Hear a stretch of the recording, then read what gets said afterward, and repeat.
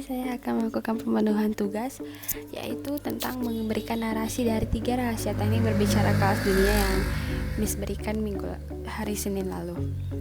Yang pertama ada The Rule of Three. The Rule of Three ini memberikan suatu gagasan disempitkan lagi menjadi 3 topik utama yang digunakan untuk memberikan kesan kepada para pendengar yang mendengarkan pidato tersebut. Banyak yang menggunakan teknik ini, the rule of three ini. Misalnya adalah Barack Obama. Pada beberapa kesempatan Barack Obama menggunakan teknik ini untuk memberikan kesan, untuk memberikan impress kepada para pendengar atau para audiens yang ada dalam venue. Contoh narasi the rule of three saya adalah the new story of JYP Entertainment. Sudah lama seperti yang kita ketahui bahwa JYP Entertainment ini berdiri.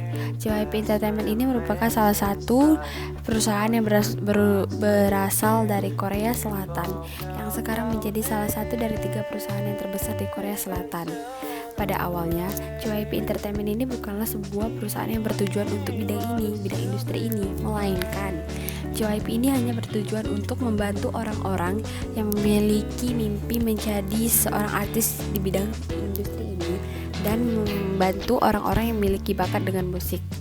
Dan pada akhirnya, seiring berjalannya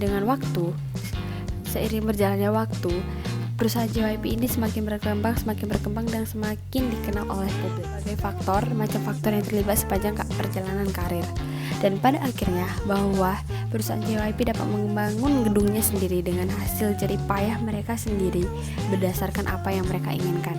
Berpindahnya gedung JYP Entertainment ini diharapkan tidak hanya melakukan pemindahan venue saja, melainkan melakukan pemindahan visi yang lebih baik lagi. Mereka menyebutnya visi baru ini dengan JYP 2.0. Di dalam JYP 2.0 disebutkan bahwa ada 3 topik utama yang akan diangkat. Yang pertama adalah company and company. Pada awalnya, para pekerja memiliki sistem berdasarkan bidang-bidang yang ada seperti bidang publishing, bidang marketing, dan lain-lain. Maka kini artis yang bernaung di bawah JYP Entertainment akan dibagi menjadi 4 divisi, yaitu divisi pertama, divisi kedua, divisi ketiga, dan divisi keempat. Masing-masing labels atau divisi ini akan secara bebas menentukan bagaimana kegiatan-kegiatan sang artis atau konten-konten sang artis atau lebih tepatnya masing-masing divisi akan melakukan kegiatan secara terpisah atau tidak bergantung pada satu pihak saja.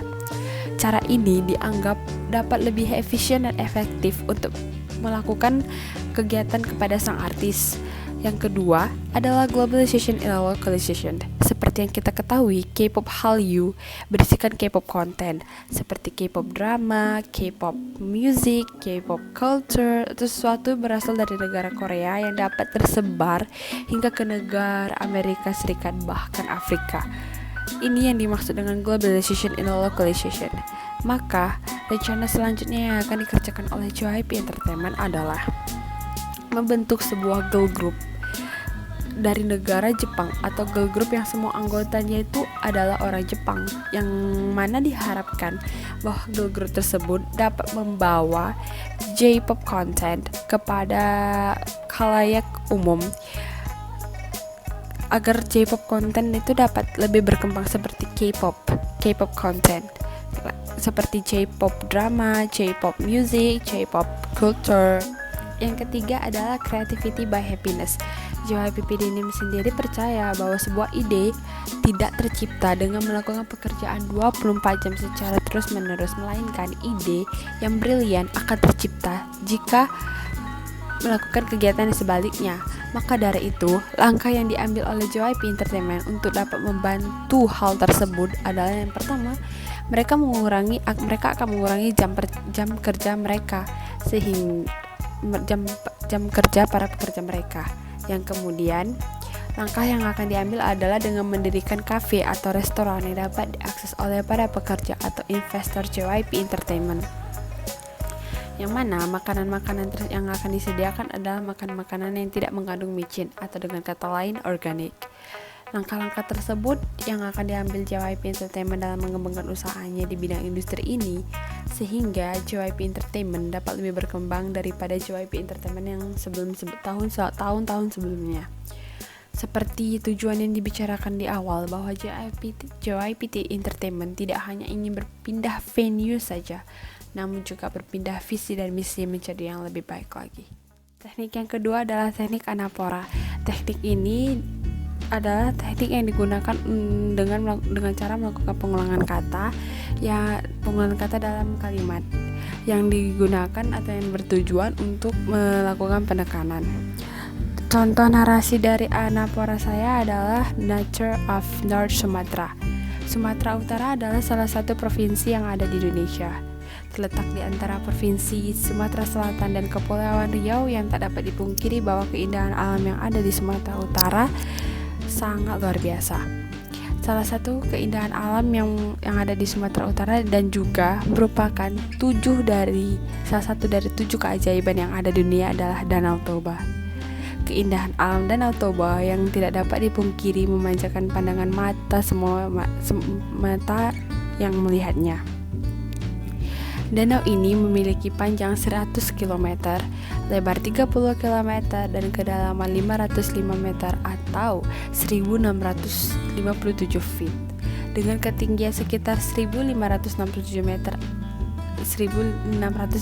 feet dari Danau Toba, Anda akan melihat sekitaran perairan Danau Toba.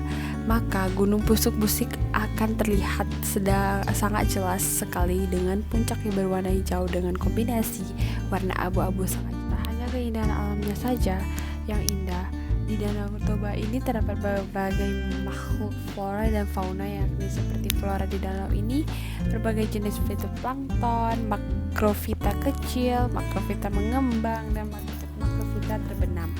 Sedangkan daratan sekitarnya ditutupi oleh hutan hujan, termasuk jenis hutan pinus tropis yang ada di Sumatera Utara. Fauna di danau ini meliputi beberapa spesies zooplankton dan hewan bentos. Karena danau ini oligotrof atau tidak kaya nutrien, maka ikan aslinya tergolong langka. Hanya ada 2 ikan endemik di danau ini, yaitu Rasbora tobana yang bisa yang disebut hampir endemik karena juga ditemukan di sungai-sungai yang bermuara di danau ini, dan Neolisochilus thienemani itu biasanya disebut dengan ikan bata. Pemandangan yang hijau dikarenakan danau yang dikelilingi oleh gunung menambah kesan alam yang terlampirkan, ditambah dengan keanekaragaman flora dan fauna yang ada memanjakan mata kita yang memandangnya sambil menikmati berbagai wahana wisata alam yang ditawarkan oleh pemerintah setempat. Yang terakhir adalah teknik hiperbola. Teknik hiperbola ini adalah teknik yang menggunakan kata-kata yang berlebihan agar menambahkan efek dramatis dalam sebuah presentasi yang kita bicarakan. Contoh narasi yang saya bicarakan adalah The Lonely and Great God. The Lonely and Great God ini atau biasanya lebih dikenal dengan serial drama Korea Goblin merupakan Korean drama yang paling banyak dibicarakan saat penayangan drama tersebut maupun hingga sekarang ini. Kesuksesan drama ini tidak perlu dilakukan lagi. Dibintangi oleh Gong Yoo, Kim Go Eun, Lee Dong Wook, dan Yuk Sung Jae. Drama ini sangat menarik ceritanya. Berkisah tentang Jenderal Kim Shin yang dikutuk sebagai sebuah patung yang harus menjalani kehidupan abadi di bumi sebagai seorang goblin. Goblin adalah sosok yang luar biasa di era dinasti Goryeo. Kim Shin sangat dikagumi oleh banyak pihak, sehingga Kim Shin atau Gong Yoo dituduh berkhianat oleh Raja Muda Kim Min Jae yang iri dengan keberhasilan dan kepopuleran dari Kim Shin. Kim Shin pun menerima hukuman mati karena tuduhan tak berdasar tersebut dan tewas mengenaskan di tangan raja. 900 tahun kemudian, Kim Shin harus menemukan seseorang yang bisa mematahkan kutukan yang sangat tidak dapat dipahami dengan akal sehat manusia.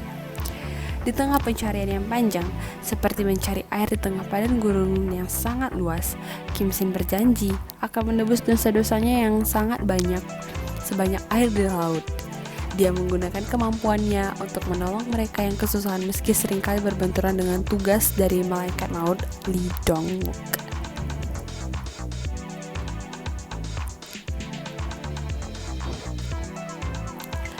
Suatu hari, Kim Sin mengalami peristiwa aneh yang belum pernah dialami selama 900 tahun lamanya. Dia mulai mendengar suara seseorang berbisik di telinganya, seakan memberinya petunjuk. Tak lama kemudian, muncullah seorang wanita bernama Ji Entak, atau yang diperankan oleh Kim Go Eun.